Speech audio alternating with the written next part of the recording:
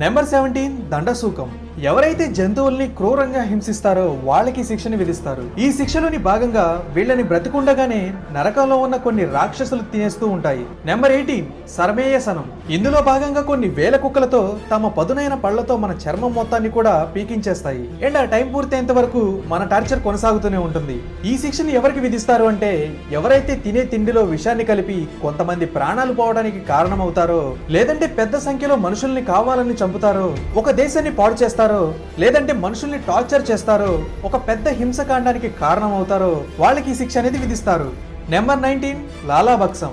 Wife లేదా husband వీళ్ళిద్దరిలో ఎవరైనా సరే వాళ్ళ పార్ట్నర్ ని టార్చర్ చేస్తూ ఉంటారో, వాళ్ళని శృంగారంలో ఇష్టం వచ్చినట్టుగా ఇబ్బంది పెడుతూ ఉంటారో అలాంటి వాళ్ళకి ఈ శిక్షణ అయితే విధిస్తారు. ఇందులో భాగంగా నరకంలోకి వెళ్ళినప్పుడు వాళ్ళని సెమిన్ రివర్ లో ముంచేస్తారు. అండ్ వాళ్ళని ఆ సెమన్ ని బలవంతంగా తాగేటట్టుగా చేస్తారు. వాళ్ళ శిక్ష ముగిసేంత వరకు అదే కొనసాగుతూ ఉంటుంది. నెంబర్ 20 ప్రాణరోధం. ఎవరైతే జంతువుల్ని హింసించి చంపుతారో ఆహారం కోసం వాళ్ళకి ఈ శిక్షణ అయితే విధిస్తారు. అంటే చికెన్ మటన్ తింటారు కదా అలాంటి వాళ్ళు అనమాట. అంటే ఫ్రిష్ ఫ్రాన్స్ కూడా అనుకోండి, బట్ చెప్తున్నా నార్మల్ గా. ఇలా ఆహారం కోసం జంతువుల్ని ఎవరైతే హింసించి చంపుతారో వాళ్ళకి శిక్షణ అయితే విధిస్తారు. ఇందులో భాగంగా మనిషి యొక్క శరీరాన్ని తూట్లు పోయేటట్టుగా బాణాలతో పొడుస్తారు. ఆ తర్వాత పెద్ద పెద్ద గదలతో శరీరం మీద విపరీతంగా కొడుతూనే ఉంటారు. తర్వాత పెద్ద పెద్ద కత్తులతో విపరీతంగా గాయాలు కూడా చేస్తారు. ఇలా మన శిక్షాకాలం పూర్తయ్యేంత వరకు ఇది కొనసాగుతూనే ఉంటుంది.